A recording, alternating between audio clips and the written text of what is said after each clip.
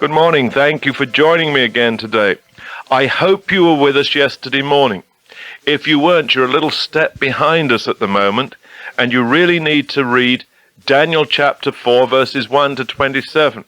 Now, if you're driving to work, that can be a little tricky. So give yourself a few minutes when you get home and just read what we shared yesterday to get the whole picture. But we have an incredible, amazing, and really disastrous story today. If you remember yesterday, we dealt with the dream that King Nebuchadnezzar had, and Daniel was given the interpretation.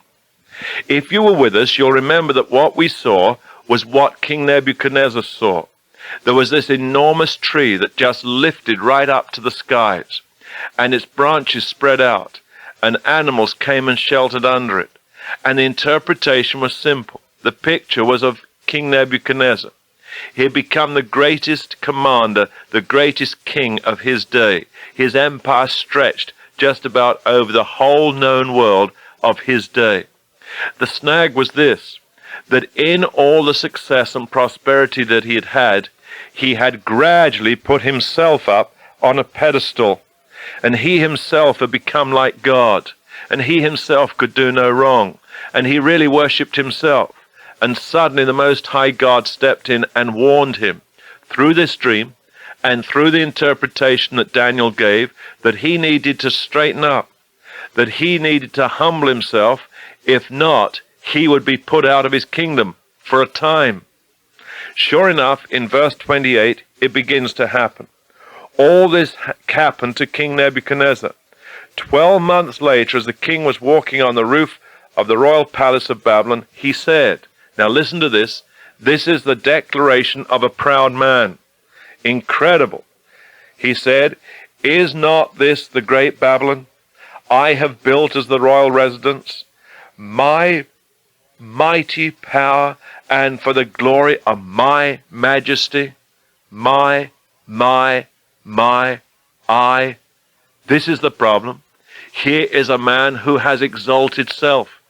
Here is a man who is self-made and worships the Creator, his Creator, himself. And God steps in. Listen to what happened. Verse 31. The words were still on his lips when a voice came from heaven. This is what is decreed for you, King Nebuchadnezzar. Your royal authority has been taken from you. You will be driven away from your people and will live with the wild animals. You will eat grass like cattle. 7 times will pass by for you until you acknowledge that the Most High God is sovereign over the kingdoms of men, and he gives them to anyone he wishes. There's the key problem, right at the end there. He had acknowledged that he was in control, and God says you're wrong. You have to acknowledge that I am in control. I am sovereign. I am the Most High God. And until you do, you're going to suffer.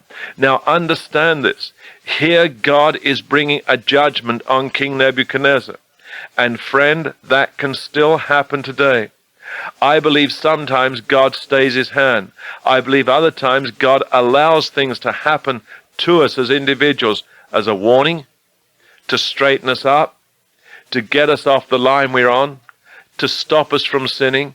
I think there's an incredible warning for all of us here. Now, I know this is extreme, and what happened to Nebuchadnezzar was extreme, but I think some of us need to hear this. I'm sure I do at times, and maybe you do. Verse 33, immediately what had been said about Nebuchadnezzar was fulfilled. The Most High God, the Lord that you and I worship, did not hang around. He didn't let Nebuchadnezzar think about it. He stepped right in, and things began to happen very quickly. Verse 34, he was driven away from the people and ate grass like cattle. His body was drenched with the dew of heaven until his hair grew like the feathers of an eagle and his nails like the claws of a bird. Can you picture this revolting sight? What happened to King Nebuchadnezzar? He went completely insane. He went and ate with the animals in the field. He was eating grass. His hair had grown out like feathers on a bird. His nails had grown like claws. Can you picture this man? Here he was, the great king, the ruler of all the earth, the one that you had to worship, and suddenly God steps in. God is still God. And I think in our generation we should remember this. We hear all the rhetoric going on from world leaders. Friends, not one of them is in control. Our God is in control. And any time he can step in and bring judgment on individuals, on nations, and we should be aware of this. He can do this to the United States. He can do this to the Soviet Union. And isn't it true? We can all expect it for the Soviet Union. But what about the United States? What about the sins of our people? What about the immorality? What about the way we turn our back on the Lord our God? We too can bring judgment. It says also in verse 34, "At this time I, Nebuchadnezzar, raised my eyes towards heaven, and my sanity was restored." So he realized he had gone totally insane, but it was not until he raised his eyes to heaven, until he saw that God was God, till he acknowledged that he was really God. And it says, "Then I praised the Most High. I honored and glorified him who lives forever." There's the key. The man who was self-made, the man who got to the top, the man who thought he was a god amongst men is suddenly brought down and moves around like an animal. It is not until he looks back in repentance to heaven, which is what he was told to do in the first place, that he began to be restored. And then he goes on with a beautiful, beautiful thought. Listen, his dominion is an eternal dominion. His kingdom endures from generation to generation. All the people of the earth are regarded as nothing.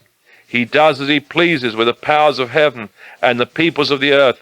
No one can hold back his hand or say to him, "What have you done?" Now there's the acknowledgement of who God is. He has an eternal kingdom. His kingdom goes on from generation to generation. All the people of the earth are regarded as nothing. He does as he pleases with the powers of heaven and the peoples of the earth. No one can hold back his hand. You see, we miss this. The sovereignty of our God, the majesty of our God, the might of his power and his kingdom, it's all here, you see. King Nebuchadnezzar eventually found it out, but apparently he had to go through 7 years of insanity to find who God was. Friend, don't let it happen to you. Verse 36, "At the same time that my sanity was restored, my honor and splendor were returned to me for the glory of my kingdom. My advisors and nobles sought me out. I was restored to my throne and became even greater than before.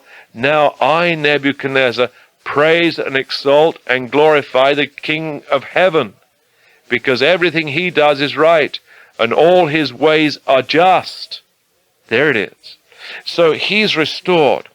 And notice the way he's restored. First of all, people come back to him and seek his advice. He's coming back into his own. But it's step by step. There's a process here. He didn't happen all at once. And I think that's true of life. But it was not until he acknowledged God as God. And if you're in a situation, maybe you run your own business, maybe you're the president of your company, friend, do you not acknowledge who is really in control? Have you made the Lord your God in control? Have you given the reins over to him totally and completely? Or let's take another step. Your father in the home, your husband, do you control it with a rod of iron and look upon yourself as a little god? Friend, be careful. Nebuchadnezzar had to go a hard route. The Lord may take another line with you and with me. But be sure of this.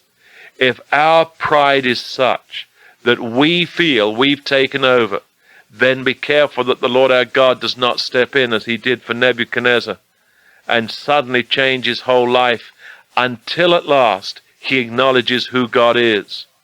This is a scene of life. It's a particular scene because of the particular position that Nebuchadnezzar held.